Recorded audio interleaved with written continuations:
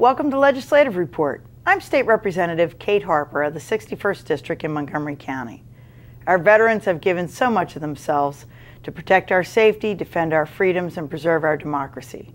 Recently, I hosted a breakfast and an expo that provided an opportunity to bring these men and women together, thank them for their service, and offer them the opportunity to explore programs and services that are available to them. Last month, we heard remarks from those who spoke that day. But on today's program, I'd like to share some of the conversations I had with the exhibitors. There were a number of organizations on hand that supply veterans with information on healthcare, employment services, and many other needs. Please take a moment to learn more about these programs and services for the veteran in your life.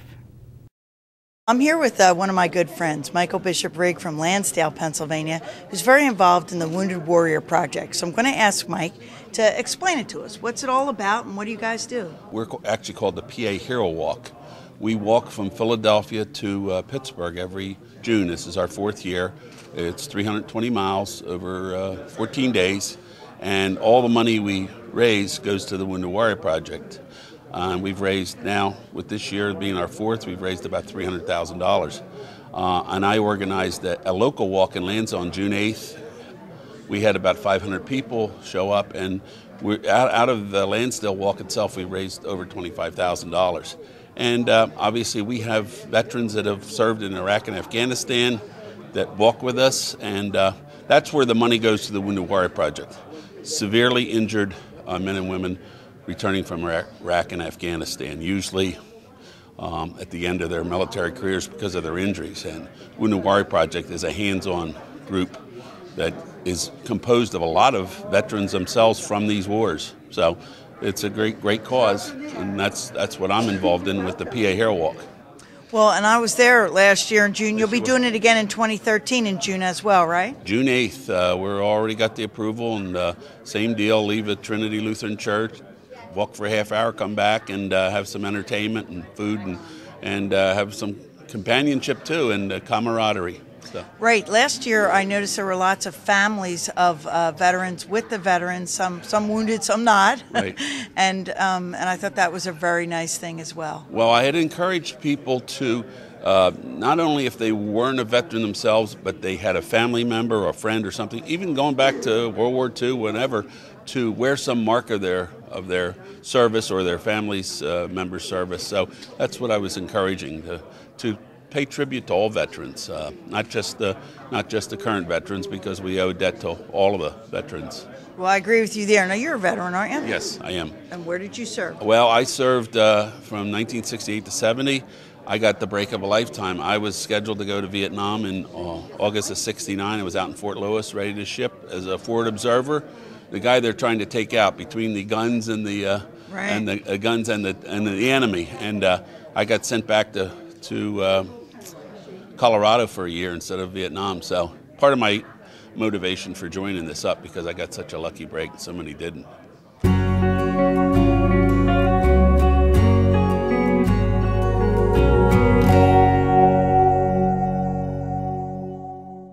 I'm standing here with Tracy Pennycook and Sean from the Montgomery County Veterans Group.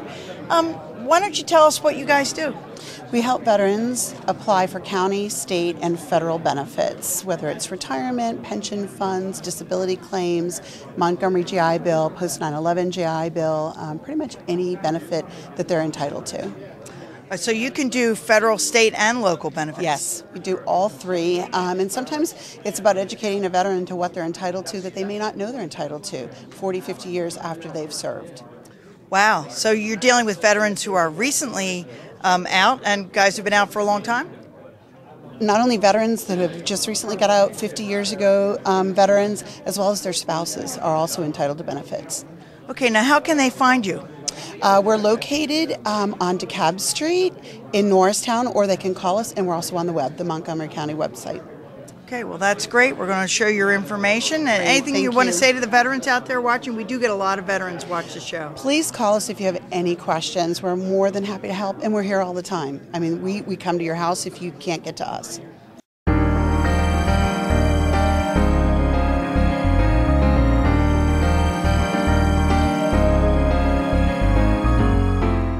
I'm here with Lincoln Straley, and Lincoln is from the Philadelphia Veterans organization, and he's going to tell us what they can do for veterans. Go ahead, Lincoln. Thank you. We're a nonprofit organization that's been around for 32 years in the Philadelphia area, and we have a full service center available for veterans right at 4th and Florida Streets in downtown Philadelphia. And like I said, we've been in the business for 32 years helping vets. We provide a lot of opportunities free of charge. We do employment and training services for veterans, particularly those veterans that are homeless, as well as previously incarcerated veterans. We do a lot of work with homeless veterans as well. We have a perimeter program, which is a day service center for homeless veterans where they can come in during the day, have shower. We provide them with lunch and breakfast and lunch. We also have haircut, shower facilities. This is kind of like a stepping stone into our other programs. We want to make them feel comfortable. They work with our case management teams, our housing coordinators. We have 2 transitional housing facilities out on the grounds of Coatesville, VA. One is called LZ2, which is a 95-bed male transitional residence, and the other is called Mary Walker House, which is a 30-bed female transitional residence. So those individual veterans can stay with us up to 2 years. We hire a lot of veterans out there ourselves. They clean our facilities and to be resident assistants, as well as work in our kitchen out there as well. So we have job development teams to get them jobs in the local community out in Coatesville. So we have a very great success with those entering back into the community. We have about an 80% success rate. Wow, that's very impressive, and you do important work. That's why our name's so long. We do everything from the ground up. We also have permanent housing, many permanent housing grants that we're able to offer first and last month security as well as ongoing utility expenses for those who are eligible. And we have 2 veterans benefits counselors on staff to help out. Right, so when you say first and last month and security, you're talking about guys who need to rent, and sometimes it's very hard to come up with that first and last month and the security deposit. Yeah, we were very lucky to be one of the recipients of a grant from the VA that's called Supportive Services for Veterans and Their Families, and this is a grant that is able to utilize those funds to put veterans back into homes. So we're very fortunate to receive that to further help our veterans in the area.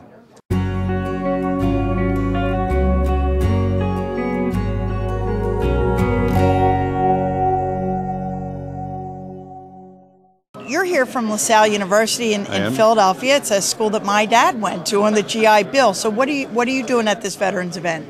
My job at Lasalle is to take care of the students on campus that are recently returned from deployment.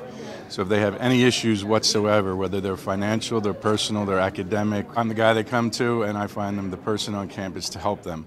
I also manage a suite, sort of a lounge with a coffee pot and refrigerator and a few extra computers for them to come in. The veterans, they're older than most of our students on campus, so they don't like hanging out with the younger guys. They like a little space of their own, so I manage that part also. Well, brother, how are you finding the Iraqi and Afghanistan war veterans adjusting to college life?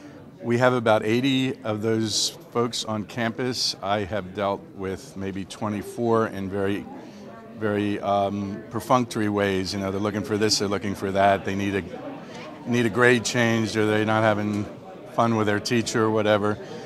I've dealt with maybe 5 or 6 that are having really significant problems, and we get them the help that they need.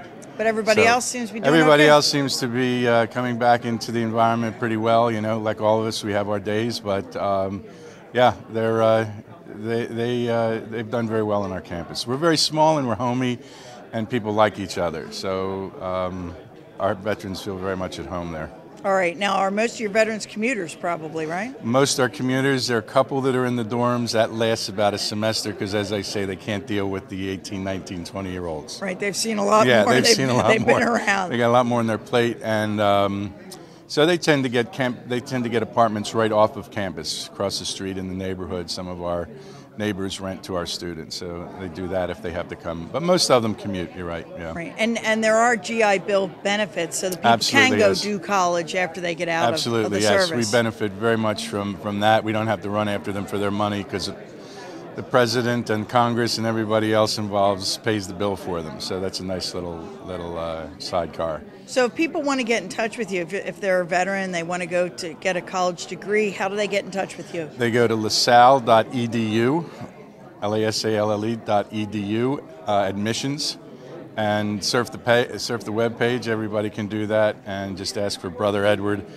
They also call me Santa Claus and a few other names. Right. But I'm the oldest guy in the admission office. Another reason why I have this job My dad was a veteran. Most of my cousins were veterans also. I would have been in the Navy if I weren't in the Christian Brothers.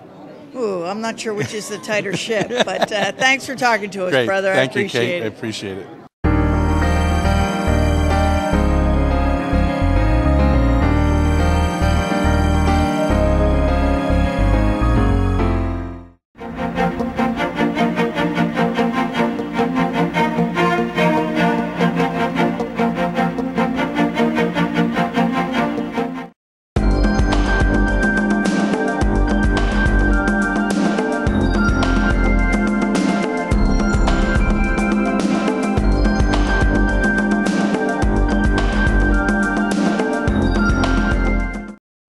Did you know that Violet Oakley was the first female artist to receive a large commission for artwork done in a United States Capitol building? In 1902, Joseph Houston, designer and architect for the 3rd Harrisburg Capitol building, commissioned Violet Oakley to paint murals for the governor's reception room. He believed that Oakley's contribution would add interest to the building and act as an encouragement of women of the state. Prior to beginning her work for the Capitol, Oakley set out to England to conduct research for her murals. Upon return, she decided to center her artwork on William Penn and the founding of Pennsylvania. Oakley made sure that Penn's ideals of justice and peace could be seen throughout her work. In 1906, she completed 13 murals titled The Founding of the State of Liberty Spiritual and was placed in sequential order around the governor's reception room. These murals were some of the first to be installed in the Capitol. When Edwin Austin Abbey, another artist for the Capitol, died in 1911, Oakley was offered another opportunity to create murals for the unfinished Senate and Supreme Court chambers. Her work on the Senate murals, including International Understanding, was completed by 1919. Oakley then completed the Supreme Court murals, including the Divine Law, by 1927. Oakley is said to be the principal artist for the Capitol, with a total of 43 murals on display. She remains one of the greatest muralists in the United States. Now you know. I'm here with Joseph O'Rourke, and he's from the Soldiers Project. This seems like an important thing to be doing. What does the Soldiers Project do? Soldiers Project provides free mental health counseling for Iraqi and Afghani war veterans and their families. No cost. It's all manned by volunteers, and we work with them for as long as it takes. Now, where are you physically located, and how would a soldier or his family find you? We can be reached through the soldiersproject.org online. We can be reached through the telephone numbers. That we're also going to show on your screen. Outstanding. And our coordinator is Sister Nancy at Chestnut Hill College, but we have volunteers all over the state. So we try to connect a veteran with a volunteer in their community. Okay. Now, how long have you been doing this, and have you had some success with some of the veterans you've been working with? We've had a great deal of success with veterans. This project started out of California. It's in about half a dozen states now nationally. And in Pennsylvania, we are pretty much in the Philadelphia area and in Pittsburgh. I'm located in Coatesville, so we're trying to get coverage across the state. All right. Now, you're located near the Veterans Hospital out there? Not too far. Okay. So if a family member wanted to get in touch, they just get in touch with you, they find a counselor, it's all confidential, and it's all free? It's all confidential and it's all free, and we're working not just with the veteran, we're also working with the families.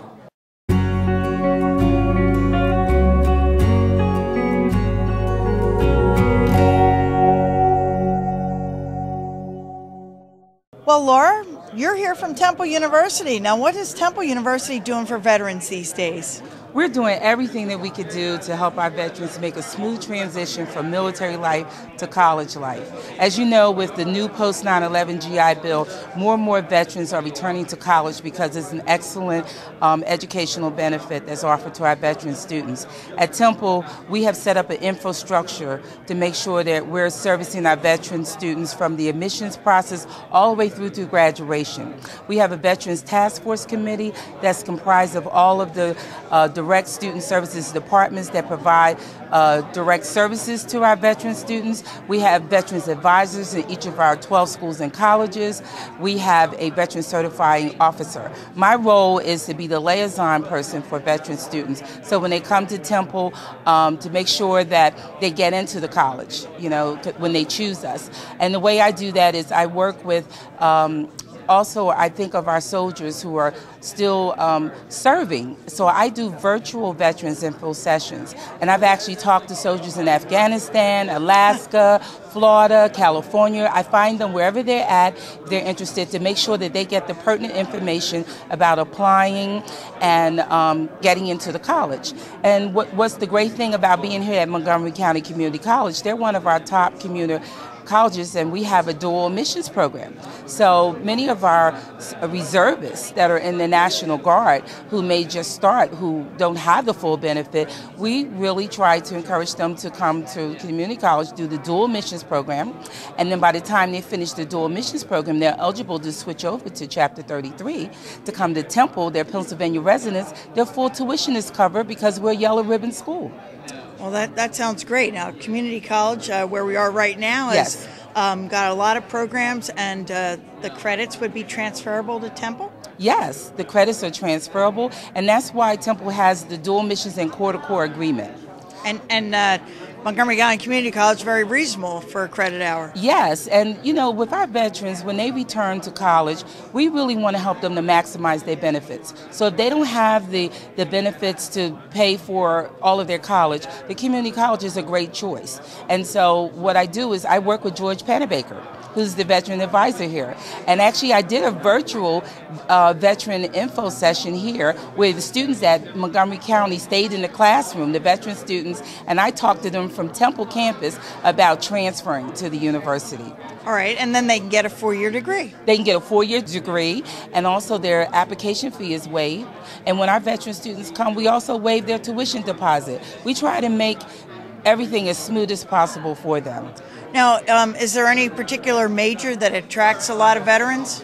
Many of the veterans are majoring in criminal justice, business, computer information science, history, believe it or not, psychology. Those are the most popular majors that many of the veterans that I've come across. We have about 600 veterans at the university, and we have 650 faculty and staff who are veterans. So what we do is we partner our faculty and staff with our Student Veteran Association group. We mix them together, and they have employee affairs, networking events. So we try to do everything. We try to use the resources within our university to help our veterans network with each other so that they're prepared not only to get a college education but also to get a job. And as you know, unemployment is double digits for our veteran students. Right. It's shocking to me that it's double digit for veterans. Yes, it is shocking. I just think that we should be doing more, to help them gain employment. So at the university, what we're trying to do is use our resources. We work with other organizations. Many of the organizations here, I've worked with them. I bring them in the university, to network with our veterans, to connect them with the jobs. I actually testified at Councilman David O's hearing that he had on the Philadelphia tax credit that they're trying to push. They've already passed the Pennsylvania tax credit. Right. So that those two tax credits make it very affordable, make it very attractive for employers to hire veterans. So I think we're moving slowly but surely towards doing things. But one thing I said at the hearing is that I don't think they do enough advertisement. To let people know what's out there. Yes. All right. Well, that's great that you're here today, Laura, and I appreciate Thank you for inviting taking me. the time to talk to us and the time to be here today. Thank Thanks. you.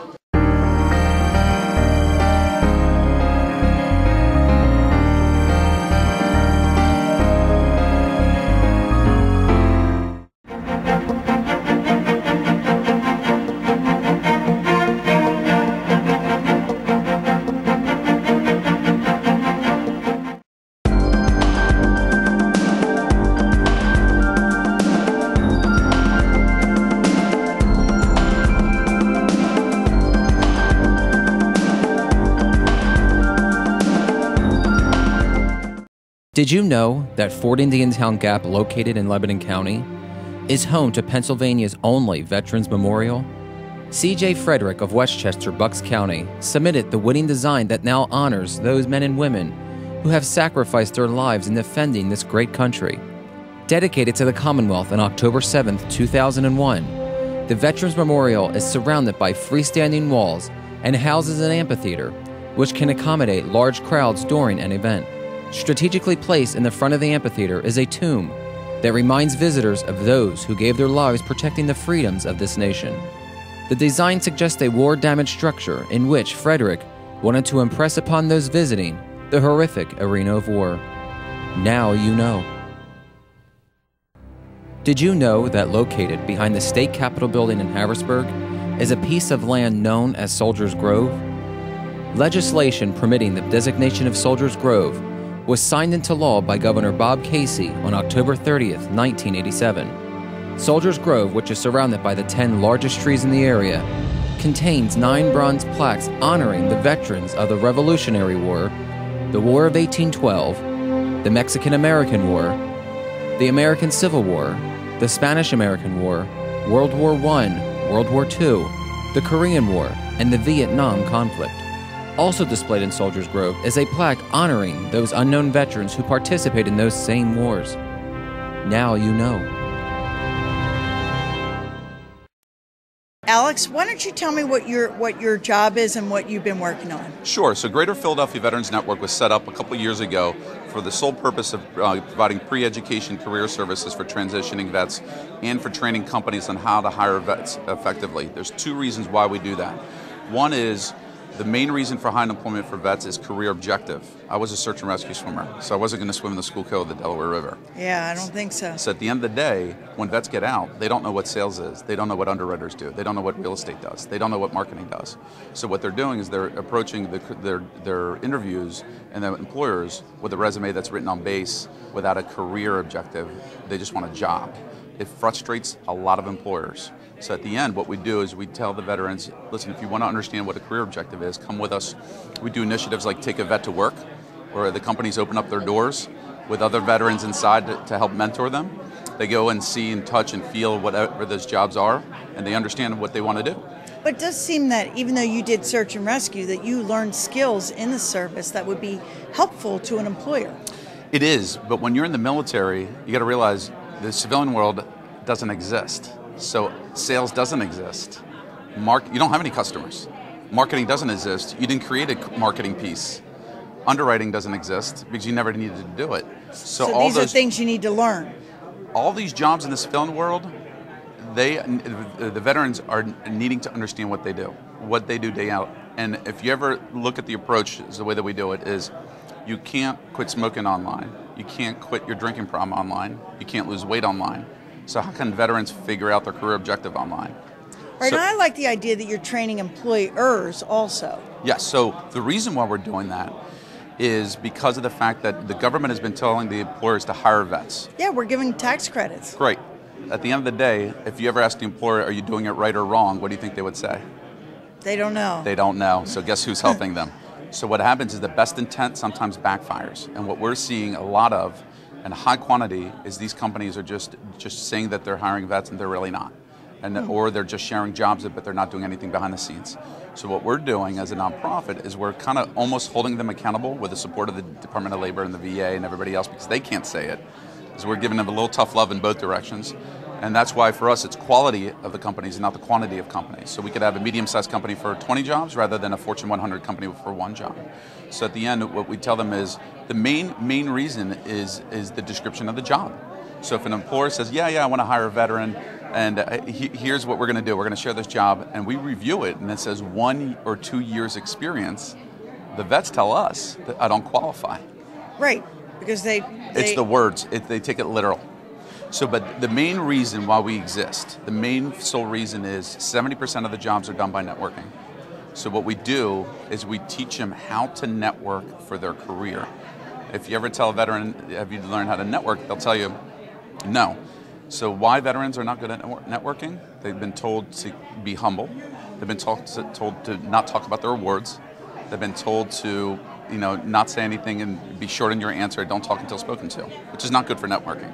No, they need to learn new skills. They need to learn how to network. But there are some business employers. In fact, I was at the Limerick nuclear power plant. They told me they prefer to hire veterans. They do, but what I do is I'm a consultant. So what I do is I say, great, can I ask you a couple questions? I don't take the info. And what happens is that if you here's the main question an employer will ask a veteran, which is very common. I don't think that your qualifications in the military match our company. What do you think a veteran says?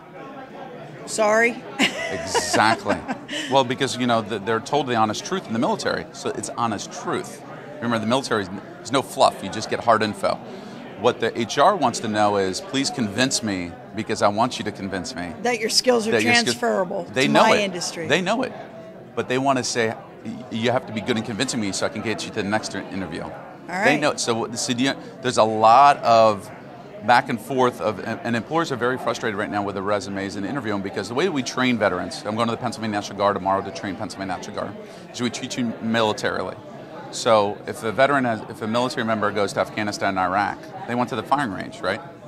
So if they're going to an interview today and they didn't practice, they didn't go to the firing range. So you're the firing range. What we do is we have a huge support of the directors of HRs from major companies. They are the firing range. Okay. And we do, spouses and friends cannot write resumes. Support groups can't do them either. We have to do direct managers. But at the end of the day, we have about 1,500 professional vets in this community for various industries. Educate to connect is the model. The old model has always been educate vets but kick them to the curb. We're connecting them only if they want to do the work. So, and the same thing with the employers. The employers, there's different ways they can get involved. They don't necessarily have to get... How can a vet get in touch with you, or how can an employer get in touch with you if they want to participate? We get referred by many legislators all across the area for vets and for companies. And I'll ask you this question. If a company wants to hire a veteran, and 80% of our economy is small businesses, what do you think they would do? Call the County Veterans Group or County Veterans Administration? Okay, and statistically that may work or may not work. Just saying, because there's a lot of good offices and there's some that are just inundated with phone calls. I'll be honest with you. They can call you. What they do is that they get referred to us, and what we do is we'll guide them along. But again, we just want to educate them. What are you trying to do? If your end result is just one job, we'll do it. If you want to do a hiring process. So what we're doing in the fall is called Take an Employer to Base Day. And I'll leave you on this note. All the employers for the past 2 years goes, I wish I knew what they did so I can understand how to hire. And I said, great. We're going to take a bus from Center City. We're going to the Joint Base in the fall with all the top companies here. And what we're doing is we're going to shadow different ranks and trades, eat with them in the chow hall so they can visualize what it is. All it is we can't, I've said, we can't just say, you want to hire vets? Great. It's not that easy. There's more to it. There's more to it. All right. Well, it was very good talking to you. Sure. And they can go to our website, gpvn.org. There's a phone number, 267-939-1558. And really to connect with us. Great. That's good. Thank you very much. And we'll put that up on the screen so that all the viewers can see it as well.